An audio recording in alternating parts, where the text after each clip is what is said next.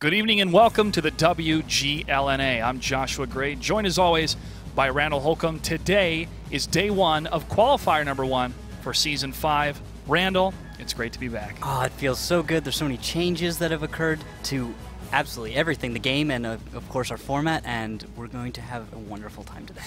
When you mean everything, he means everything. Now the qualifiers, the nature of the beast, is that we're going to see some teams we've never seen before broadcasted on our show, and a couple teams that we've seen in previous seasons that unfortunately have been knocked out in those previous seasons of the Go League, and they're trying to fight their way back. But first off, let's talk about the changes that we're going to see in the 7x54 attack defense. This is the assault mode that we've seen previously. With the team battles now changed, we're going to see attack, attack, defend, defend, an iteration of that here on the esports side. Yep, teams are going to pick, first map, second map, attack, attack, defense, defense, like you said. So 8 battles in total, and then a tiebreaker, which can occur if there's actually a tie after all 8 battles. We'll get to that if it happens.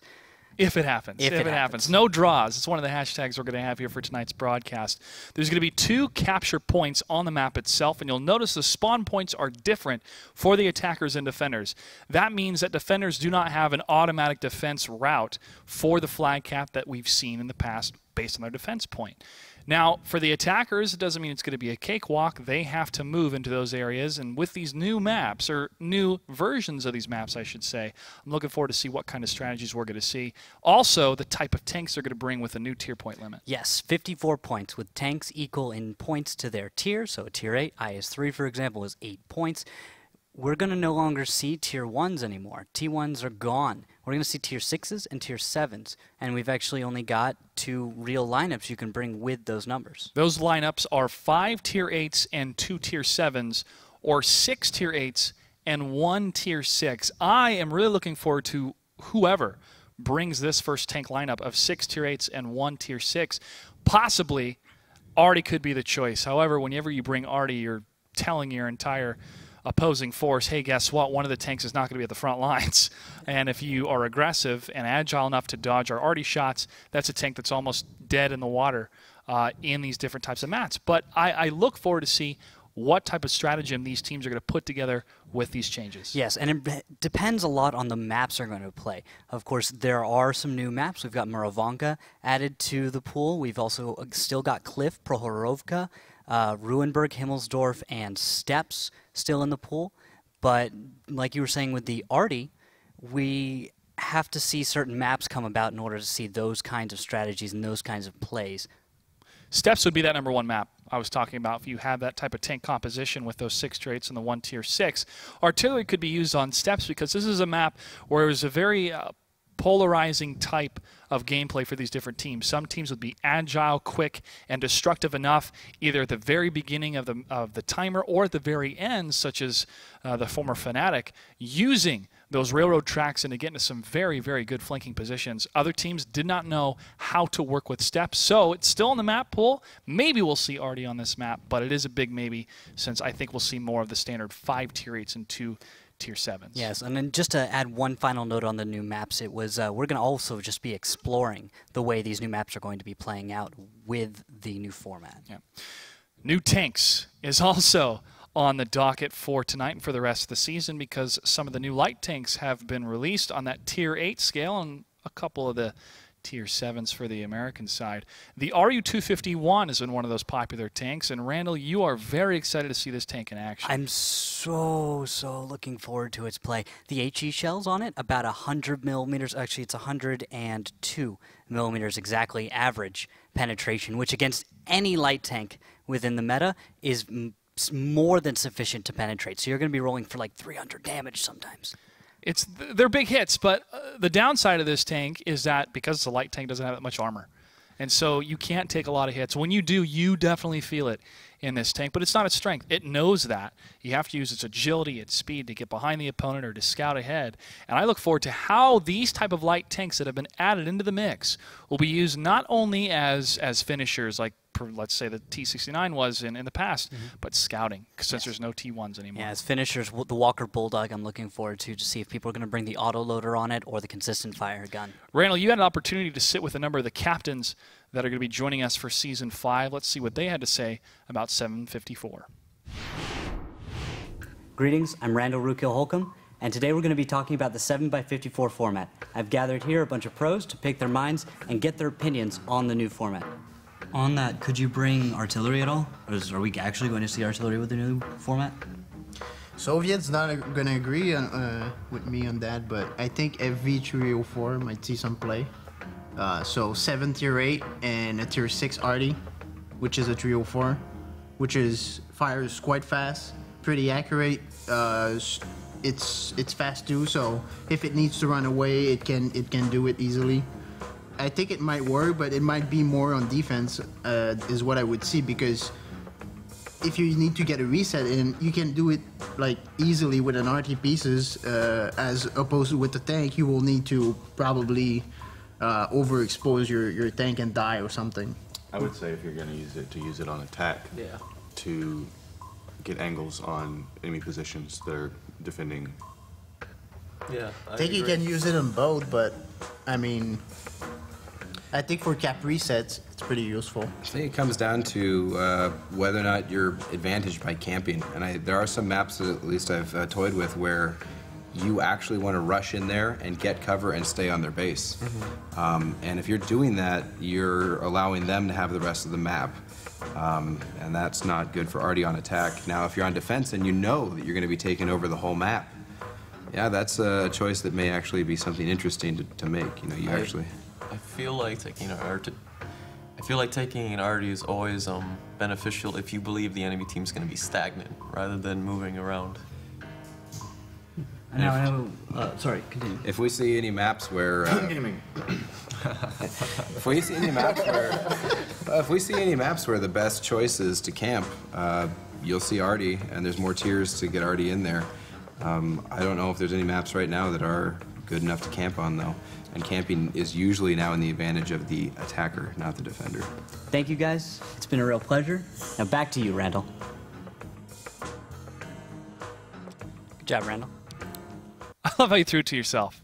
Classy, classy. I mean, the exposition that we heard there, we'll talk about that a little bit more. But first, let's talk about the matches that we have planned for tonight, ladies and gentlemen. First off, Get Flanked versus Simple Tankers. One team, if you're a fan of the WGLNA, you're familiar with. The other, you're not. Let's face it. Get Flanked, quick introduction. This is a team that is currently fighting through the Bronze League, and they wanted to see how far they could go in the Gold League qualifiers. And it's an honor for them just to scratch the surface, they said, to make it this far. And they're going to be up against a team that Randall and I have commentated since the first season, a team that has impressed us with how impeccable play that they have showcased on Prohorovka, the fast, aggressive movements, and unfortunately unable to come out with enough wins, not only to make it to the finals, but just to stay in the league in Season 4, and that's why they're in the qualifiers this season. They were one of those teams that always seemed to give one of the best matches to anyone they faced, but they would always fall short, which was just so strange.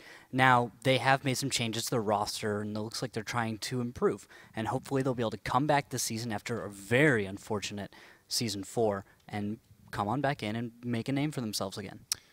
The difficulty, though, is that when you've been at such a high place in ranking and then falling so low so fast, it's very demoralizing. However, Jay Smooth is one of those leaders that can rally his players together, and that's what we're going to see tonight. We'll see how they do against Get Flanked.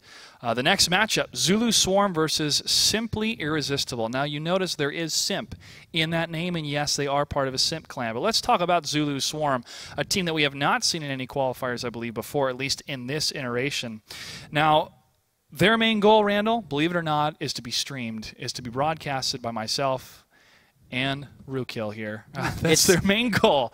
Yeah, I've never seen the name before. When I looked at the rosters, a lot of those names were very new to me. So I'm interested to see how good they really are, because they've made it through 2 rounds already. Yep. And they're already here, and they're going to be facing against Simply Irresistible, a team that comes from a big name in the scene. Yeah, Simply Irresistible. 3 of the members of that team are a member of the Simp clan, one of the biggest clans when it comes to World of Tanks. And Simp, you'll recognize one of the top teams from America, still competing in the league. Let's talk about the third match of the night tonight. That's going to be Warriors of Honor versus Doge Squad. Doge Squad, we've seen them in the qualifiers before. They're a lot of fun, and they made one of the best soundboards featuring myself and Randall that you can check out. Hopefully they can send us that link again. But when it came to overall performance, Bao and that T-32 is unforgettable. Go, Bobo, go. Gosh, so many good memories with him. Trying to stay alive in that T-32. Warriors of Honor, these are guys that have been around since Season 1, and they're very excited to have made it this far in the Gold League. And T1 Firefly, who was one of the individuals that reached out to me, is very excited to see the potential of his team really coming to the forefront in this qualifier, and so we wish them the best of luck as they face the Doge Squad. The final match of the night tonight is going to be Wreak Havoc versus Penguin Mafia. We recognize both these names. Wreak Havoc joined us in Season 1, and they went from riches to rags, unfortunately. They were plagued with attendance issues and overall consistency, and that is something that has plagued many teams throughout the season so far, but they're trying to make their return here via the qualifier. Yeah, they were one of the top teams that could actually bring the fight. Weren't they the ones who actually beat Fnatic? Yes. Well, Fulcrum at the time. Yes, Fulcrum Season 2, first match of the night for the week 1, and it was a loss. First time at the time Fulcrum Gaming and then Fnatic was defeated ever in the WGLNA. Very first time. Yeah, they had a really high potential. They just, like you said, the consistency was the big problem, and with some changes, maybe we'll see a Wreak Havoc that can make their way into the Gold League again. Penguin Mafia is joining us in the qualifiers once more, and it's a hodgepodge of different individuals from different teams that have been in the qualifiers, but now they're ready to maybe wreak havoc on Wreak Havoc. We'll have to see. Final match of the night, Wreak Havoc versus Penguin Mafia. Well, ladies and gentlemen, that does it for our pregame show. We thank you for watching. You want to stay tuned because the first matchup of Get Flanked, versus Simple Tinkers begins after this. In the beginning, I made my opening move. As long as it can, Commander Day does end up dropping to a shot from Soviet. And once again, our champions winning $50,000, ladies and gentlemen, Fulcrum Gaming. And there it is, Fulcrum Gaming is your WGLNA Season 2 champions. They have defended.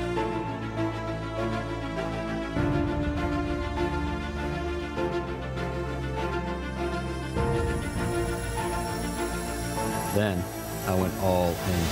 Fnatic goes on into the finals.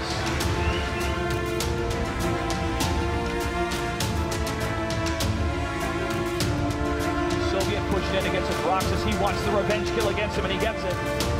Fire, a couple misses, but they get it. Simp is your champion.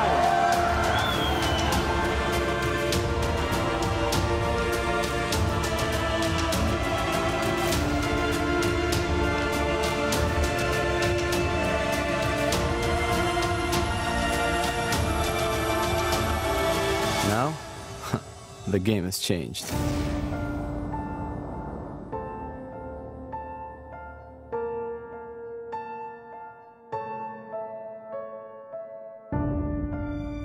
Welcome back to the WGLNA Season 5 qualifiers. I'm Joshua Gray, joined by Randall Holcomb. I'd like to remind everybody to please follow us on Twitter at WGLNA, on our Facebook page at facebook.com/WGLNA. Make sure to use that hashtag on Twitter, hashtag WGLNA, so we can find your tweets and put them up on the broadcast. The question of the day today, we want to hear from you, is what is your first impression of 7x54 attack defense? What do you think? Or do you like the tanks that they're bringing? Do you like the new format? Let us know. Make sure to use that hashtag. Also, special announcement about betting. Betting is back, and it's better than ever because this time it's not only the match, Randall, but it's each individual battle that you can place your bets for. The opening for the bets will happen before every battle. If you need more information, make sure to check out the chat on Twitch. The moderators will be able to help you out there. The syntax is quite easy. It's !bet and then the name of the team. For more information, though, make sure to go to the website, WGLConnect.com. With that being said, Randall, let's go ahead and take a look at the rosters for our first matchup. All right, so Get Flanked. You'll notice a bit of a theme with some of their names. We've got Dwight D. Eisenhower, Matthew B. Ridgway. Douglas MacArthur even on the roster. I don't really know many of these names, many of these players. Let's see how they go. But Simple Tankers is full of names we recognize from the league. I could just list them all off, and everyone who's a big fan of the Gold League, you'd instantly recognize it. This is Simple Tankers, and they're here to fight. And you'll notice the roster changes. They've added Unknown One and Kraft because they released Mornblade, who is still ill, and we wish him all the best. And they released Whiskey Dodd from their roster. Randall, this is it. Battle number 1 of the first matchup for the qualifiers of Season 5. What do we have for tanks? For tanks, I see 2 AMX 5100s and IS-3, 2 RU-251s, and 2 ISs for the side of Simple Tankers. They will be the red team that is attacking. The blue team, defenders, get flanked. We'll have 2 AMX 5100s, 3 IS-3s, and 2 M41 Walker Bulldogs. This is an interesting take on the new format in which we see ISs as the smaller tanks, and we're seeing RU-251s as light tanks, and Get Flanked has chosen to make their light tanks the most, the cheapest as far as points go. It's an interesting take where they both have a little bit of a different mentality. And we're going to see different types of playstyles coming from these different teams here, but already Simple Tankers now moving with 2 of their light tanks into the fray against Matthew and No Luck, jumping over to Matthew as we try to see who is in the fray. And now we've got Executus and Pub Whisperer up against some buildings against Douglas MacArthur in the IS-3, but now they are getting pinched, and is the support there? No Luck takes a shot in the front for 500, backs away. Another blow, but his armor is able to absorb another hit towards Matthew. 1 for 345, 2 of them bounce, another one hits. Big volley against Matthew, tries to hit the corner against Pub Whisperer, can't get it, and he falls. Tofu Smurf.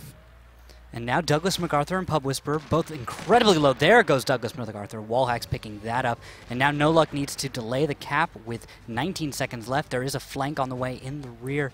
Can it delay this long enough or deal enough damage? I doubt it. Pub Whisperer is trying to stay alive as long as he can with 1 shot remaining as No Luck is stuck between a rock and a hard place. He takes a big hit to the front as Pub Whisperer from behind tries to get in. No Luck takes down Kraft Lawrence, and Simple Tankers is still in this fight, but they are not in a good position.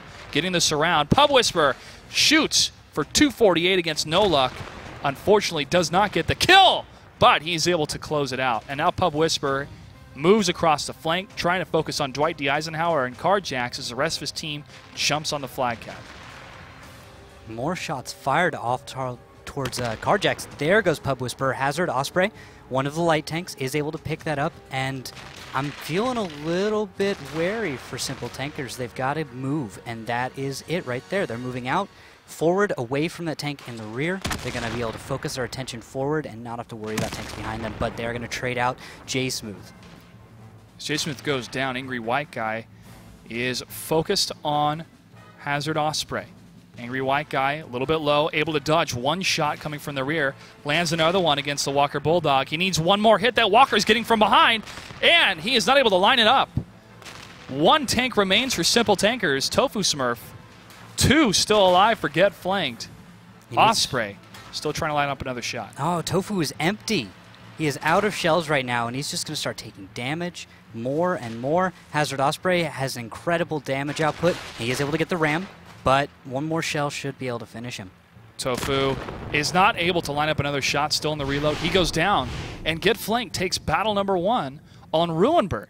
Simple Tankers had a great push, a great strategy to stay on that flag cap. However, too much damage was coming from too many directions for them to stay there, and that's where it started to fall apart. Yeah, the Walker Bulldogs made a great flank and delayed long enough. Without the Walker Bulldogs walking in behind and actually getting shots in the rear, I do not think Simple Tankers would have had such a hard time. I think if all forces were coming from one direction, just like the old way of playing Ruinberg, where you just hold off that swarm of tanks coming in and, you know, worrying about your T1s and stuff, I think Simple Tankers is caught a little bit in the old style with this. And we see Get Flanked playing a more modern lineup, those Walker Bulldogs, and taking heavy, heavy lineups to defend. Yeah. I'm sure a lot of people are maybe rethinking their bets, but they can place their bets again at this moment, I believe. But our buddy Dan Shank's going to take care of that. As we take a look at the Osprey, did such an impeccable job. Hazard Osprey and the M41 Walker Bulldog, 23 shots fired, 17 of them penetrated. And this is the type of role I was talking about. It's not only a scout, it's also that flanker and that finisher. They have the firepower to get in the mix. Unlike the T1 Cunningham, no firepower really. Yeah. When they did take down a 1390, like Fez was able to do for Simp to make it into the playoffs, impeccable play, by the way, it really changes the battlefield in so many different ways at so many different levels. There's so much more flexibility, so much more coverage. You can see how you had much of Get Flanked just holding off that attack, just keeping the cap delayed enough, and the Walker Bulldogs actually did a decent job. Now, Walker, General Holton Walker, of course he's playing a Walker Bulldog, and now I'm dropping the word Walker everywhere for everything, but he didn't get to do a whole lot of damage, but he got 4 good hits, 4 good pens. And you see the other one, Osprey, we already pointed out, doing absolutely so much damage because no one could really do anything about it. You saw Simple Tankers throw 2 of their light tanks into a pinned position, into somewhere where they just could not get out. They got there quickly, and they did a good amount of damage, but they were not using their mobility, which actually is a point I think you made earlier during the pregame show about the RU-251s. Yeah, and that mobility is so good on that tank, one of the fastest tanks in the game. We're on the same map, Ruinberg. Remember, attack, attack, defense, defense. We're all going to be on this map for the first 4 battles. Battle number 2 is about to begin. Real Kill, what do we have for tanks? For tanks, looks like 2 AMX 5100s and IS-3, 2 RU-251s, and 2 ISs. Same lineup as last time for Simple Tankers. And now we've got Get Flanked with 2 AMX 5100s, 3 IS-3s, 2 M41 Walker Bulldogs. So we've got that heavier defense, that more traditional Tier 8 lineup that we saw. 2 5100s, 3 IS-3s, but now we've got the Walker Bulldogs, and they're so flexible, and it looks like, is Simple Tankers the same exact strategy? Yes, yes. We've got Pub Whisperer and Executus going in deep yet again, and are they going to expect the same results with the Walker Bulldogs being able to come to the back? Pub Whisperer taking hit just to get the position. And now they're pushing up against Matthew. They want to take control of this northern village as fast as possible. But now if they move out of this grade, they're going to be overexposed to the enemy that's further south. And now they see General Douglas MacArthur. Around that corner, MacArthur has got some great shots against Executus. Executus is low in that 251, and Executus falls. That's the first tank down on the side of Simple Tankers. They're playing from behind, and they have not done enough damage to their opponent to justify that loss of a tank. Now look at the other 2 light tanks, Walker and Osprey, moving very quickly to get behind their opponents, to block them in, and to stop this flag cap. Get Flanked is playing this type of aggression from Simple Tankers very, very well. They are. The surround is beautiful. Now it looks like J Smooth and Kraft Lawrence are more prepared this time for those light tanks, but the connections and damage is not quite there. There's Tofu Smurf actually going to stop them, and this could be the counter. He takes out General, and now he's moving on to Hazard Osprey. Matthew and No Luck still firing for effect from that northern village, even though the aggressors have moved back. More firepower coming from the IS-3s through this small opening. Another shot against Angry White Guy for 696. Get Flanked still moving on the approach. They've only lost 1 tank compared to Simple Tankers 3. They're taking this cautiously, though. They respect this team. They understand what this team is capable of. But these IS-3s are no joke. Moving in for the last shot. No Luck trying to get that hit against Kraft, or J Smooth gets it against Kraft, and he's going to pull back. All right, now we're looking like we're going to start down 2-0. Simple Tankers not able to take a victory here. Angry White Guy is far too low, and Tofu Smurf is just way out of position. I feel like it's just going to be Get Flanked, making it a nice, clean, easy kill. Coming from around the corner on both ends.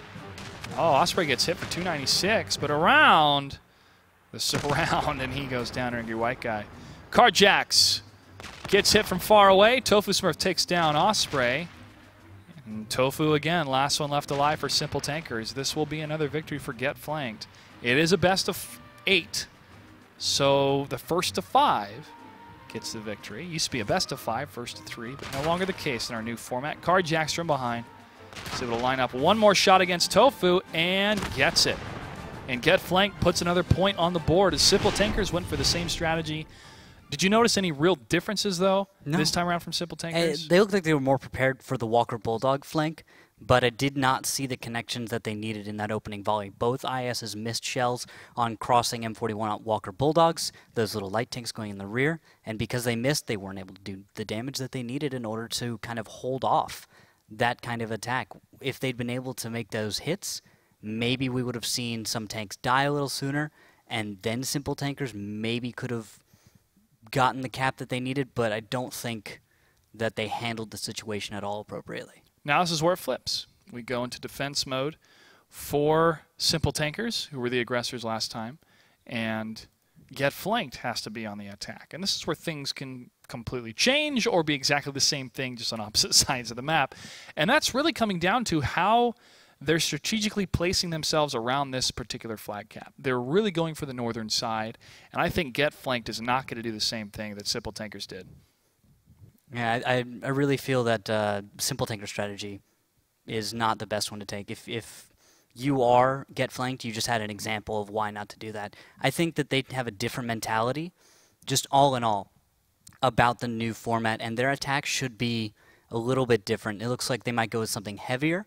They might have a different mentality for when they're going to be doing their attacks as opposed to their defenses, but it seems like the IS-3 5100 setup with a Walker Bulldog complement is just a strong play, and I really agree with it. So I think that that going with the same strategy they went on defense and taking it into the attack should work just fine for them. The implication, too, of understanding Ruinberg, I would think that Simple Tankers has an advantage competitively against Get Flanked, but I mean, any assumptions we have to throw out the window because we don't know this team Get Flanked. And if they've been playing in the Bronze League for quite some time, you're going to learn some effective measures and maybe some measures that are completely different to what we've seen in the Gold League altogether. That being said, battle number 3 out of this best of 8 between Simple Tankers and Get Flanked. Place your bets, folks. It's getting crazy. Ruka, what do we have for tanks? Oh, this is crazy. You're right. Simple Tankers, the blue team attacking, has taken 2 5100s, 2 IS-3s, 2 RU-251s, and a T-37. It's Tier 6 light tank, new American tank. It's pretty good. It's pretty good. It should be potent. It might be able to stand up to an M41 Walker Bulldog if he plays it right. Shouldn't, though. On the side of Get Flanked, the red team that's attacking, we've got an IS-3, Object 416, 1390, 2 RU-251s, and 2 M41 Walker Bulldogs. They're going for that light tank just blitz, and I think they're going to go for flanking, a lot of guerrilla tactics to try and whittle their opponent down, but Simple Tankers is a very heavy lineup next to that, and they have more hit points. The IS-3s bring excellent armor. So we're going to have to see if Get Flanked can play this well enough, or Simple Tankers is just going to roll over them. Get Flanked, a number of tanks of the very, very southern approach at K7 and K8 are staying wide as the heavier tank, Mr. Matthew B. Ridgway, has creeped a little bit closer. Slower type of play coming from Get Flanked on their aggression. But they're going, the majority of their forces are closer to the flag cap in the Golf 8 section of the map. So already we're seeing a difference compared to Simple Tankers going for the northern flank. Yeah. Their option to go for the southern cap is it's rather open. If I head on over there to explore, you'll see how open the cap is. It's kind of got a little bit of a defilade in there, so Simple Tankers does have to expose themselves in order to start defending that cap, but with so much time already passed and Get Flanked playing so slowly with a bunch of light tanks, I feel like Simple Tankers is going to be able to defend this rather easily. But the crossfire, which I like, Object 416 down the middle road, it is slightly lower. It's difficult to shoot up towards the tanks that would be in the eastern village out here, but if some Simple Tankers aren't paying attention, we could see a few hits and a good amount of damage. The Object 416 just spits out damage. It really does hurt, especially if it's able to get into a position like this where Simple Tankers could expose themselves unwittingly. Well, no luck firing for effect into the potential fray of his opponents, but nothing.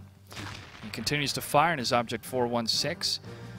4 minutes and 38 seconds. If Get Flanked does not destroy all the Simple Tanker tanks or capture one of the flag caps, it is a point victory for Simple Tankers. It is not a draw. It is a point victory for the defender. if the attacker cannot destroy all the enemy tanks or capture one of the flag caps. And now we've got a little bit of motion. Looks like the 251s are going to move forward for Simple Tankers, getting ready for something. They feel like this is about the timing. And Get Flanked also seems to be picking up on that maybe 4-minute, 20-second timing where it's about where you need in order to successfully cap, taking into account a few delays here and there. And now we've got something. Dwight is going to take a hit, 221 damage. And Executus also taking a little bit, 140. I think that's an HE shell from one of those 251s. And Pub Whisperer now against General Walton H. Walker. They're getting very, very close. And now okay, I think I see it now. Get Flanked is going to jump in there with the light tanks and follow up with that IS-3. They could get Executus down, they could get Pub Whisperer down, then they'd have that tier 8 advantage and they could push it. Well, the 251s of Dwight D. Eisenhower and General Douglas MacArthur are slightly outside of the Delta Village. 47 seconds now on the flag cap for 3 minutes and 19 on the total battle time. And as Tofu Smurf is lining up as a reinforcement tank for the rest of Simple Tankers, this could be the counter-aggression against Walker. He's hit for 351. Pub Whisperer is going for the kill. Takes another shot, cleans it up. 20 seconds left. Beautiful HE kill right there. It deals so much damage to a lightly armored tank like that Walker Bulldog. And now we can see, where are they? Where are Simple Tankers? Are they moving in? And it's a little bit late. 8 seconds left. They have to make these shots count. And they're going to try to stay alive as long as they can, but also to guard the tank right behind everybody in the 1390 is Carjax. He gets hit, though. 20 seconds, gets reset back up to 36, and Carjax in some trouble. Look at Get Flanked scurry. Kraft Lawrence pushed himself into the fray, but he goes down. The revenge kill from Tofu Smurf continues the firefighting from Simple Tankers into their lead as they have taken down 3 of the Get Flanked tanks. Count that 4. All right, that should be it. Very nice trigger where they just moved on in, destroyed absolutely everything, and outplayed the tanks that needed to die. No luck. Hazard, don't stand a chance. And no luck falls. Pub Whisperer is so low, he goes down. But the Walker Bulldog, Haphazard Osprey, is the last to fall. And that's a point on the board for Simple Tankers. We have a match here, folks. But maybe this could be a precursor to we'll see a lot of the attackers maybe be at a disadvantage against the defenders, or not so much. It comes down to the stratagem that's employed by the teams. But there has always been this prevalent underlining opinion of players and fans alike that the defenders in World of Tanks always have the advantage. Yeah, I feel like, though, with Ruinberg, you're looking at a single strategy defense. You're looking at a place where the attacker's always going to go northeast, and any other strategy isn't going to work.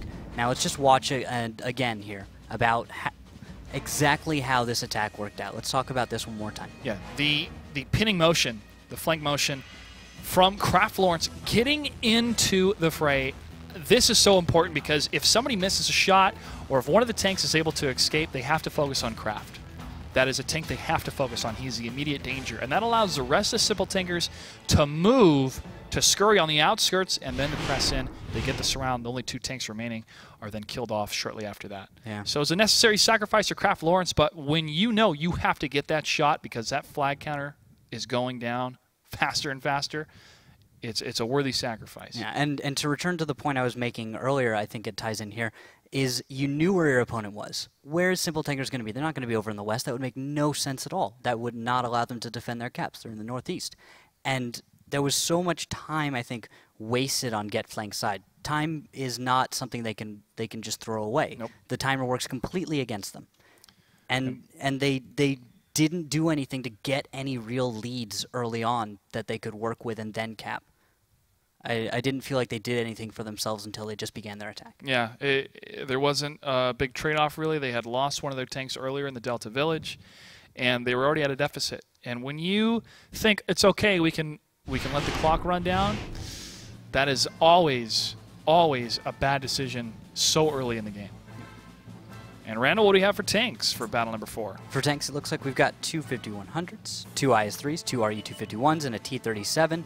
That is Simple Tankers. They're the blue side defending, get flanked, the red team attacking, 2 5100s, 3 IS3s, and 2 Walker Bulldogs again. This seems to be their bread and butter strat. As a reminder, make sure to follow us on Twitter at WGLNA. Use that hashtag WGLNA, or if you're a Facebook kind of person, that's all good. Go to our Facebook page, facebook.com/WGLNA. Hit that like button. That's how you stay involved and know what's happening here at the WGLNA. What's happening right now is 2 tanks just went right past the flag cap, and they're pressing in.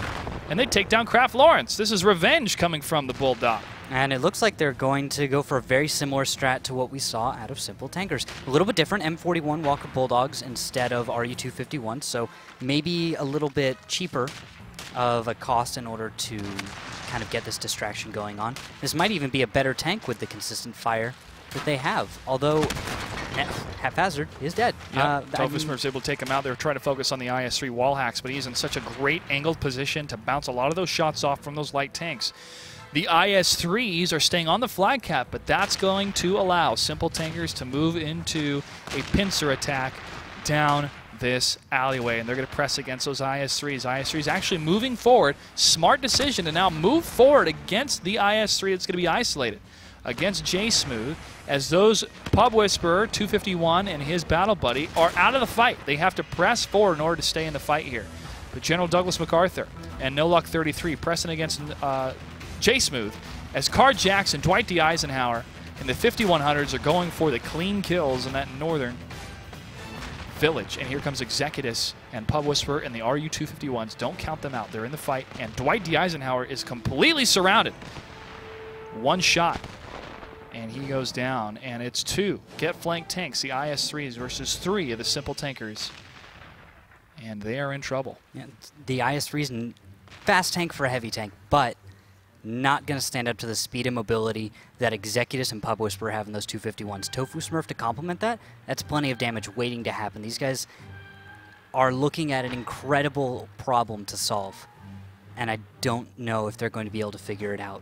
It's 1 tank, Executus, off to the west, flanking. They can't go for the cap.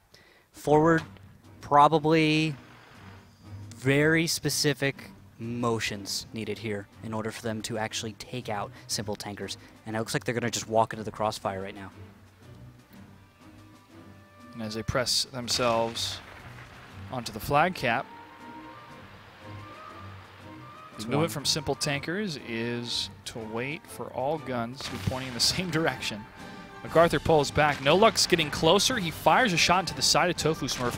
Smart play from No Luck. And as we see No Luck backing off, he's going to get surrounded. Simple Tankers has this. Just waiting for, ooh, Pub Whisperer, careful, 420. That's body blocking right there. Nice He was shot. protecting Tofu Smurf, and that'll do it. And now it's tied up 2-2 between Simple Tankers and Get Flank. That does it for Ruinberg.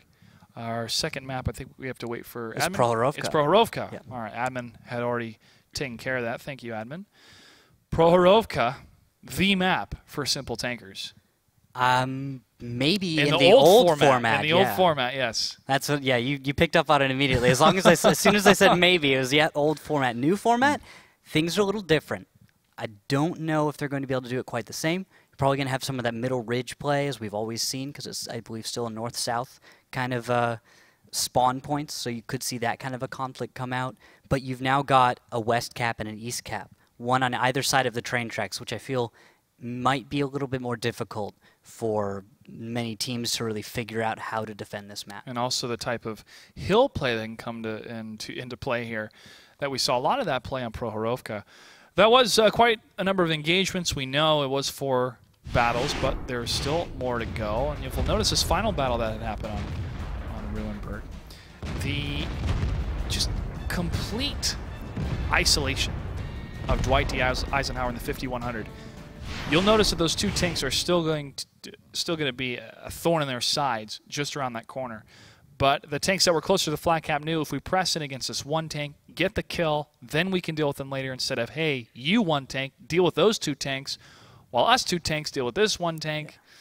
I really liked when I saw J Smooth taking on 2 IS-3s, and then instantly I saw his turret just snap and go to the right, and he aimed in to help the other fight. He said, my shots don't matter. in this IS-3 fight. I need to get my shots onto another tank. We need to focus fire. And that even means just ignoring someone right in your face to deal with a target which is downrange. That's called teamwork. Yes. It's called teamwork. Beautiful teamwork. And that is the role of a commander to make that call, but also for a teammate to know this is where I should be for us to win. If I lose this tank engagement, it's okay as long as we win the battle. Now, Prohorovka is one of my favorite maps. Mines is actually my favorite map of all time, but not in the current map rotation. Randall, go ahead and detail for us some possible approaches on Prohorovka. Gladly. So let's start by looking just at the map real quick. I've got a nice big mini map for you. See those two caps, one to the west, one to the east, and that'll kind of split things apart, which I believe will give us strategies where you're going to have that traditional west, traditional east strategy opening. Now, we could see something interesting where teams are going to go right up the middle and then decide which way they want to go based on what they see. Of course, I think the attackers are going to take the first few minutes to scout things out. It's a great light tank map, and after that decide west or east. East, I think, is going to be one of those maps where a lot of defenders are going to say, let's just kind of stack up along the middle and we can flex over, but that they'll find themselves in a difficult position once we see teams take control of that entire half of the map. Yeah. And what do you think, Josh? I really like east side play. Always? I always have. But now within the context of the changes, that can't really be my go-to, hey, use that east side. Yeah. I am very excited to see how the hill is going to be incorporated in this with this possible 6 tier 8s and 1 tier 6. So you're wanting the Arty? I want an Arty up on that hill. So now, but not necessarily an Arty. It could be a tank destroyer. It could be something that's more consistent fire when it comes to accuracy, but still has the long range to do the job. So direct fire Arty equals tank destroyers. That could as well. Yeah. If if everything's going wrong, you need to pull back, and a light tank's coming right for you, and you land a great shot. Throw a Waffentrager in there. Yeah. Great camo, good view range, gun that's a tier above what it is. Probably a really good choice. You know, in the hands of simple tankers, they were not able to show off the Waffentrager as well as some other teams that brought it back in, Season 3? Yeah. I think? Simple tankers would bring odd tanks sometimes. Waffentrager when it came out, and they'd experiment with them, and sometimes they would see a little success, but most of the time it would not go as planned. They did use the Pershing more than other teams did in previous seasons, and then we started to see a return to the Pershing by other teams as well. So they can be outliers, but they can also be trendsetters, and we're going to find out who's going to take this first battle on Prohorovka between simple tankers and get flanked. Randall, what do we have for tanks? All right. You're going to love this, Josh. 3 T-32s. Yes. 3 RU-251s. Nice. And a T-37. That's simple tankers. They're defenders in the blue. Get flanked, the red team attacking. 1 T-32 approaching, 1390, 2 RU-251s, and 2 M41 Walker Bulldogs. It seems like they really like the Walker Bulldog. They really enjoy that tank, and it's working out for them so far. It's getting the job done. It'll perform on Prohorovka. Get flanked, going out, stretching a bit. As Hazard, Osprey, and Walker are moving more towards the north, and there's a little bit of a western flank coming, but no, they're now moving back into the center. There it is. Walker's been hit. Nice. That is exactly what they wanted on the opening run. A little bit of damage out there. They've got a huge hit point lead just with the T-32s. Nice, just big, beefy tanks, lots of health, 1,550 hit points. And we've got, oh, it looks like Tofu Smurf took a hit as well. I missed that one. It looks like still in favor of simple tankers. Very minimal damage on that RU-251. General Walton took a little bit more. Shout out to O'Donna. Thanks for watching the show and tweeting at us. Make sure to send us your tweets at WGLNA, hashtag WGLNA here. And the scurry continues for both teams. So we're moving closer to the center of the map and now towards Foxtrot 3. As Get Flanked is going to maneuver a little bit closer to the center of the map, but still maintaining their presence across the map itself. What do I mean by that? I mean by this tank over in Golf 0. Way out there. Man, that's General Walton. Looks like he's going to be left out of the fight if simple tankers can pick up on the fact that he's not there. because Get Flanked is actually sending everyone else the opposite direction. So we've got one tank out of the fight, and there's a few more hits. T-32s are just putting out good damage here in this fight.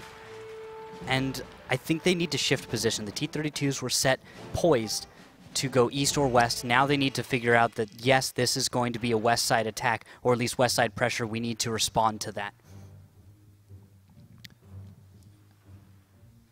And the response still from both teams is scouting. As General Walker. Oh, fire for effect from Pub Whisper. Does not land. Walker fires on the run as well. This is going to accomplish way more than that. Pub Whisperer is spotted, and there's cross shots coming from the west. That area in Echo 3, where Pub Whisperer was just completely exposed while trying to take cover from Walton. Now, we do see that Walton is completely cut off, and it's going to be a 1v1 RU-251 fight with Pub Whisperer in the high ground.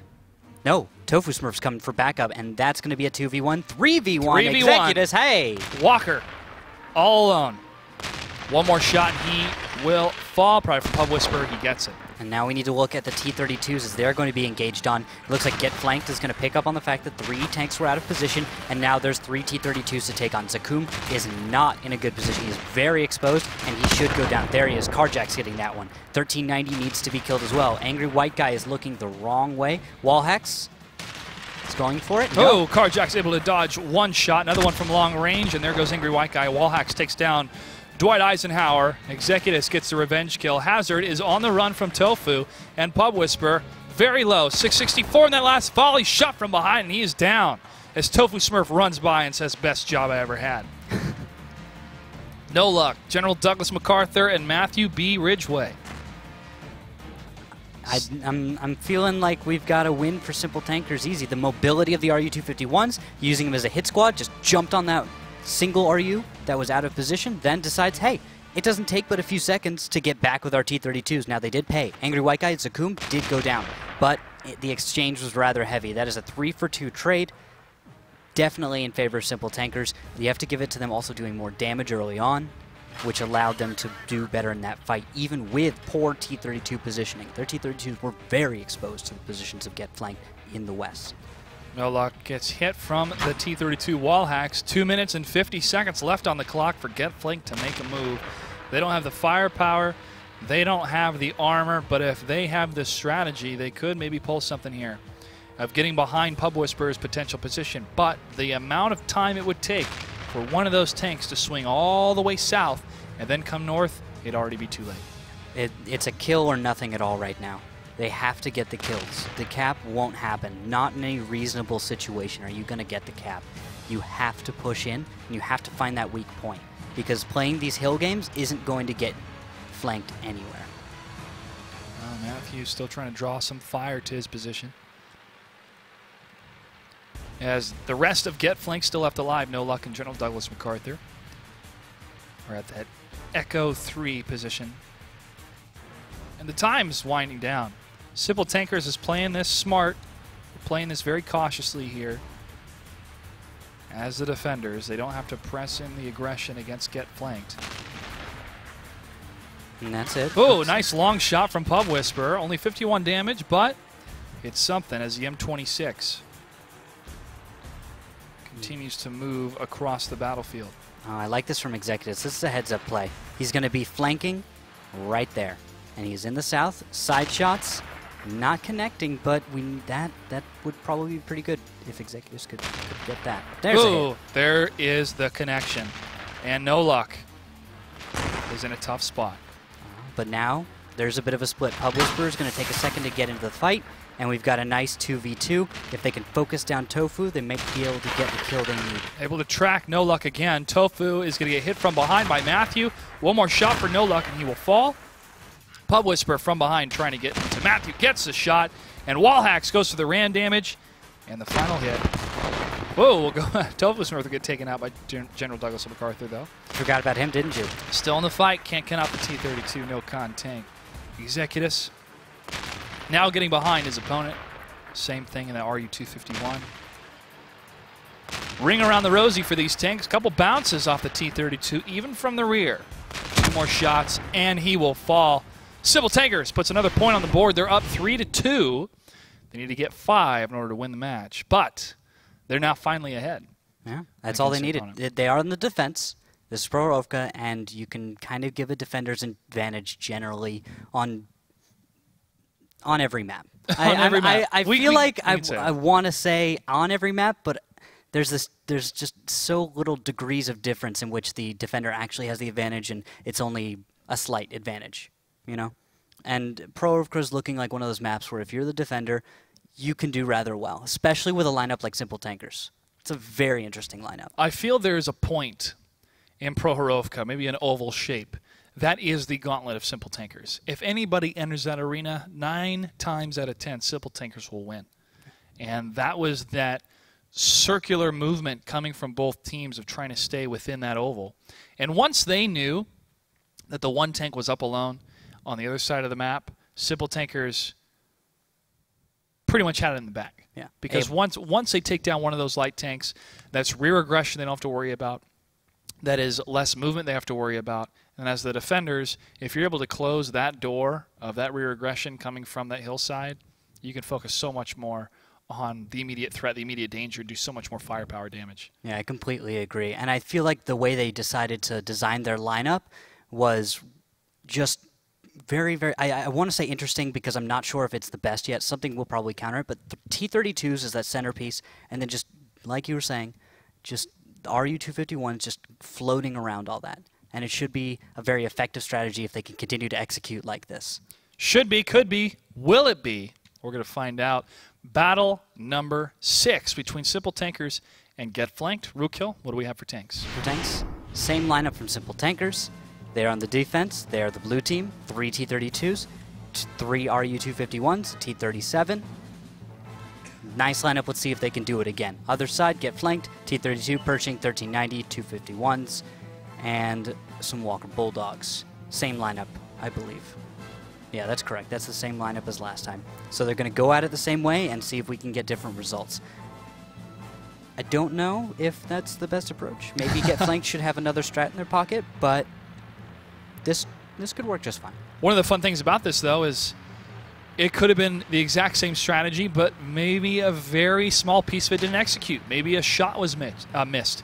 Maybe somebody got ammo racked. Maybe that outlier tank was that experimental type play on something that was tried, tested, and proven. Didn't work. Now they're going to go back to their roots on a play that has worked for them, making it this far. Carjacks, the 1390, is going to be scouting back and forth. Simple Tankers not moving as far south from their spawning position, and Carjack's going to peek above the hill, try to spot any tanks, and then leave that area, while the rest of his team is in that Foxtrot 2, Foxtrot 3 area, now pushing a little further north. You'll notice they're staying together more. Get Flanked against Simple Tankers. And I think they're going to play this a little safer. It looks like they didn't quite get the damage onto them in the opening runs. Get Flanked didn't take a nice hit from any of the RUs. And I like where Matthew B. Ridgway is. You see him over in Echo 1, the very corner, that high ground? It's a really beautiful position. I like to use it myself when I pub, especially when I pub, because you can get such good vision down the 1 and 2 lines. But Kraft Lawrence, I think, is playing it a little safer this time, and he's holding back. It looks like he's also set up for a passive scout. If you look at his equipment in the bottom of the screen there, those binoculars, giving him a nice 25% boost to his view range. He might be able to spot something, but there are some bushes in the way of Matthew B. Ridgway's approach. Well, Matthew is favoring those optics rather than the binoculars on his run. And there we He go. gets shot to the front on all sides. He's getting bombarded from Simple Tankers. They found him in a really easy spot. However, the trade-off is Kraft Lawrence going down in the T-37.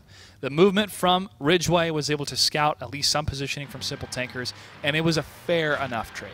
I think it favors Simple Tankers in this case. They've got the more Tier 8s and the Tier 6, and that is a Tier 7. So it's, while you say it's, fairly even, you may be right in the fact that these two players were playing the same role, and you're losing that, but I think that Simple Tankers comes out a little bit ahead in this one. One long-range shot from Eisenhower in the 251. Able to do 213 damage in that single shot, and still with his volley of fire. Trying to land something else. Back to your point, Randall. That could be very true. It's a lot of the assumptions that we'll make is based on what the next step is going to be for these teams. And the Tier 7, the 2 Tier 7s versus the 1 Tier 6 and the Tier 8 I love it. I love to see point and counterpoint from either side.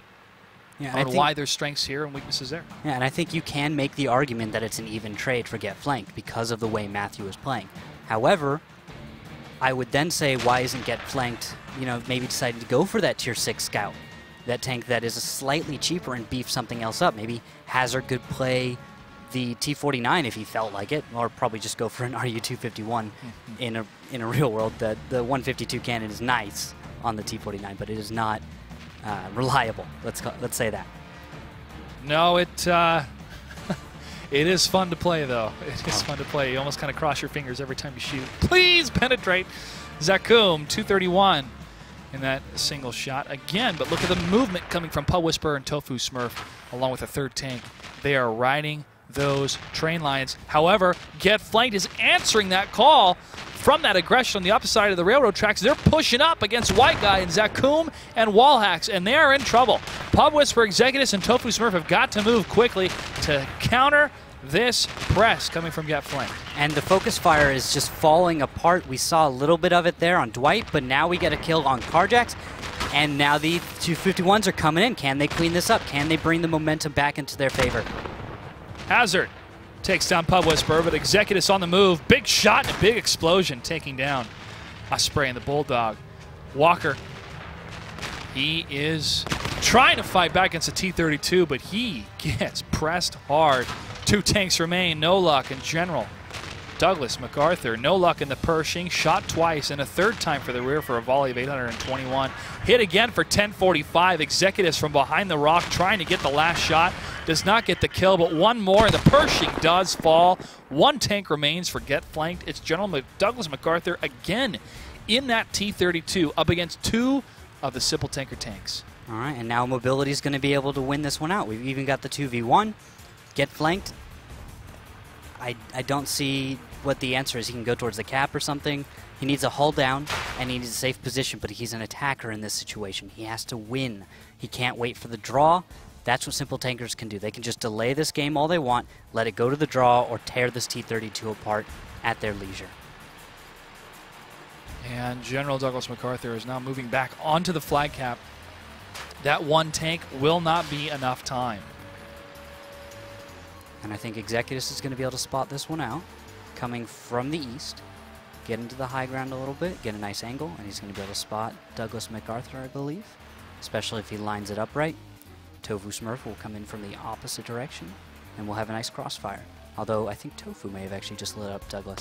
And shots fired. I think did he catch fire, or was that 2 shells? It's 2 shells. 2 shells that were able to connect. Douglas now turning. He doesn't know from which direction they're coming from, if they're going to press in. Long-range shots from the 251 from both sides behind camo. It's a tough call from the T-32. Yeah. The cap won't be able to finish. 1 minute and 39 seconds against 39 on the clock. This has to be more of a mistake from Simple Tankers rather than a win from Get Flanked at this point. It's just a matter of 30 seconds if they're going to go for the kill or if they're going to wait it out. But if the timer goes down, it is a win for Simple Tankers for this battle, and they will have 1 win to go in order to complete the match and to move on in the qualifiers. Get Flanked, however, the tables are going to turn. They're going to turn into the aggressors, or excuse me, the defenders. We'll have to see if they can execute the same way, but Simple Tankers' strategy, I think, could even work on the attack. 5, 4, and this battle's going to run down to a draw. Cap's not going to be enough. And that is it for that battle on Prohorovka. Simple Tankers are up 4-2. As I said, 1 battle away, but we're going to shift. And this is going to be the tough call to make here if there is such a thing as a defender's advantage. We're going to see and look at some of the stats and the outcomes for all these different matches in the qualifiers to give us a sense of what the season's going to be like, even though a lot of these teams maybe, well, not maybe, they do not have the same experience for the majority of teams that are going to be joining us in Season 5. A little bit of changes as well, not only in who's going to be joining us, but some of the names as well. There's been some mergers of some outlying teams or some other organizations, and so we're excited to announce that closer to when the season begins. Overall in Prohorovka, though, Simple Tankers playing on the defensive side, not necessarily showing off their aggressive stances they've had in the past, but now we get to see, is this the same Simple Tankers that impressed us so many times and also so many times disappointed their fans, unfortunately, based on their performance, or is this a Simple Tankers that could possibly join us in the Season 5 finals? A lot of what-ifs and maybes, but that's the nature of the game when it comes to the beginning of these qualifiers. Randall, your thoughts so far on 754, though? Okay, so to tear it apart, maybe not tear it apart, maybe this is harsh. To really break it down, I like the way the attack-defense strategy works out. You see someone playing a lineup which they think defends and playing a lineup which they think they attack.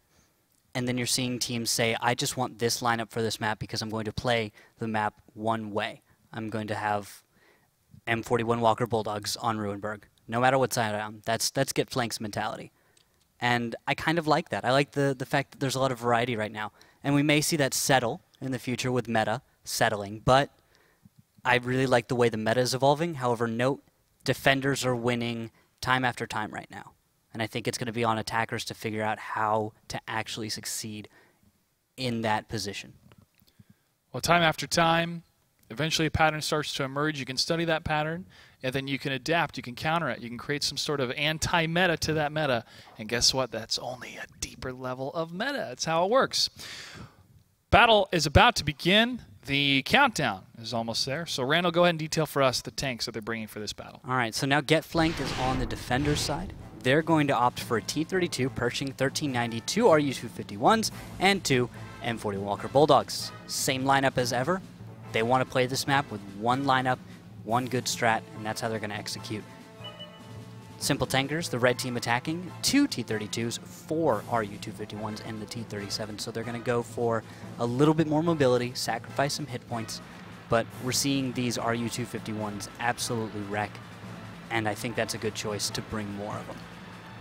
Now, do not adjust your monitors. The colors of the teams will change. The defenders will be blue. The attackers are red. Simple Tankers now in the red. Get Flanked in the blue. And now the opening move, very different from Simple Tankers. Now they've knocked over a few trees that could betray their positions. That's wall hacks, maybe not paying quite as much attention, but this is a blitz to take. Shot fired against Carl Jacks for one hit. One of the T-32s making that connection, I believe. They return fire against the T-37 of Kraft Lawrence. He takes a hit and backs up. Hazard Osprey is able to cover the retreat of Carl Jacks as he heads further to the north.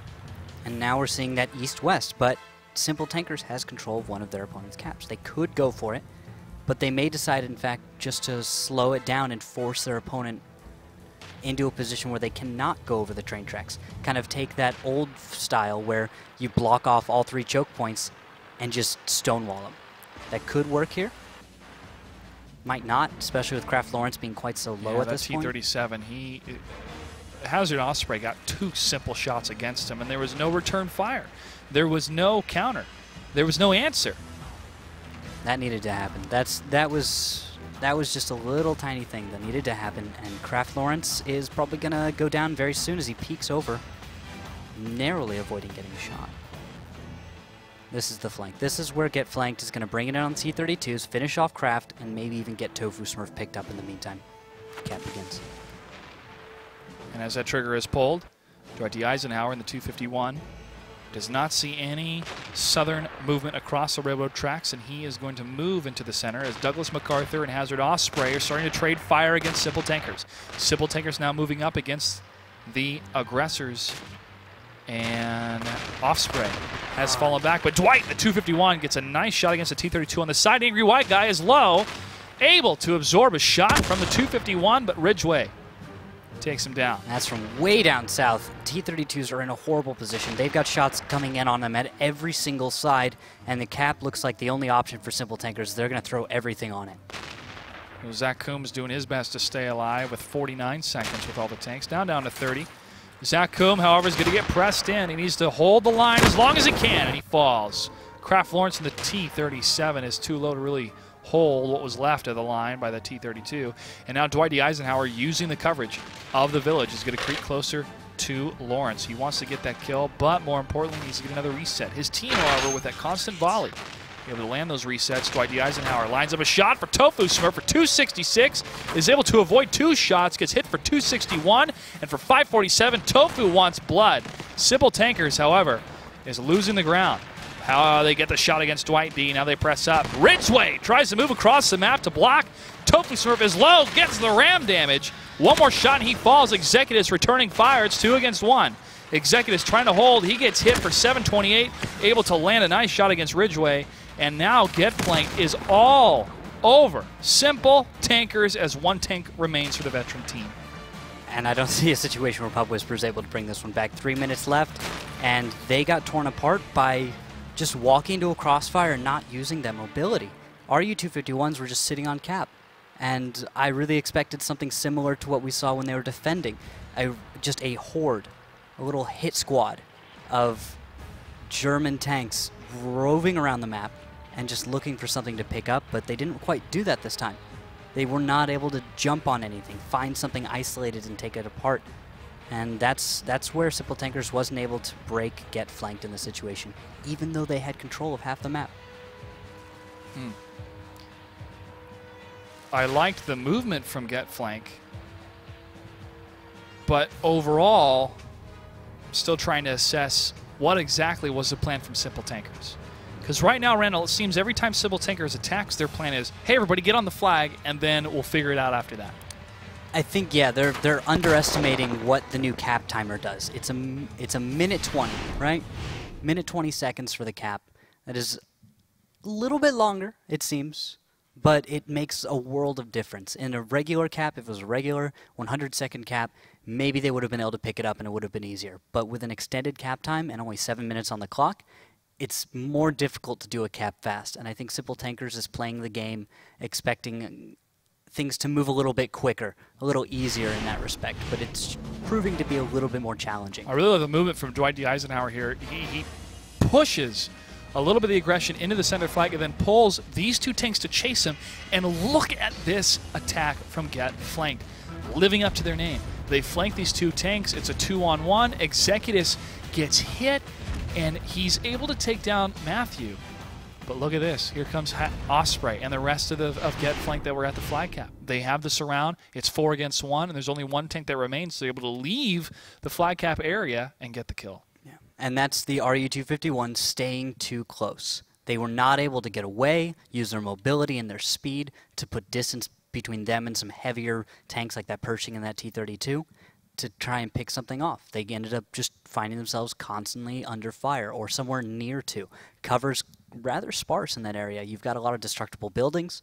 They do work for a short time, but easily taken care of, especially when you can just roll over them. This is make or break for Simple Tankers. If they're able to get the win here as the aggressors, this will be a first attacker win, but it'll also be a secured win for Simple Tankers to move on to the qualifiers tomorrow, the semifinals. If this is a win for Get Flanked, Randall, what is the tiebreaker scenario? All right, so the tiebreaker is going to be 1 map, and the team, I believe, that has done the more damage in their attacks is going to be choosing their side. So we're going to have to check with the admin to see which map it will be for today. Okay. And then we will find out who did more damage on the attack. Let's see. Get Flanked currently has 3. Simple Tankers is at 4. Could they tie it up, or could Simple Tankers close the series? Let's find out. Battle number 8 is upon us. Randall, what do we have for tanks? For tanks, it looks like 2 T-32s, 4 RU-251s, and a T-37. Same lineup as always against Get Flanked's T-32 Pershing, 1390, 2 RU-251s, and an M41, sorry, 2 M41 Walker Bulldogs. Same lineups. Let's see if Simple Tankers can take some lessons from last battle and apply them here. Looks like they're going for a very similar strategy, but I think the execution in the next 2 minutes is what's going to judge victory and defeat for Simple Tankers. As we look at the opening engagements, we see that Get Flanked has split some of their tanks. 2 are going into the cross section of the railroad tracks across that bridge, while a number of other tanks are staying closer to the western front of Prohorovka, where Simple Tankers have now spread more towards the east, closer to their cap, staying on the eastern side of the railroad tracks, and hopefully not dumping all of their assets onto the flag itself, but getting behind their enemy and winning a long-range firefight, winning an HP value war, and then going for the flag cap. The 7 minutes really puts more pressure on the attacking team for sure, but we want that type of pressure to exist for these teams to make decisions. All right, I like the changes we're seeing. Pub Whisper, right up in that high ground, that mountain you were talking about using, we're going to see an RU-251 right up there. It's going to be a high ground where we're going to see cover fire, and more flexibility from this side of Simple Tankers. And I'm really happy to see these kinds of improvements. These are exactly what we need, and we've got a little fire come from Pub Whisperer right over the middle into Matthew, doing pretty much the exact same move he did last time.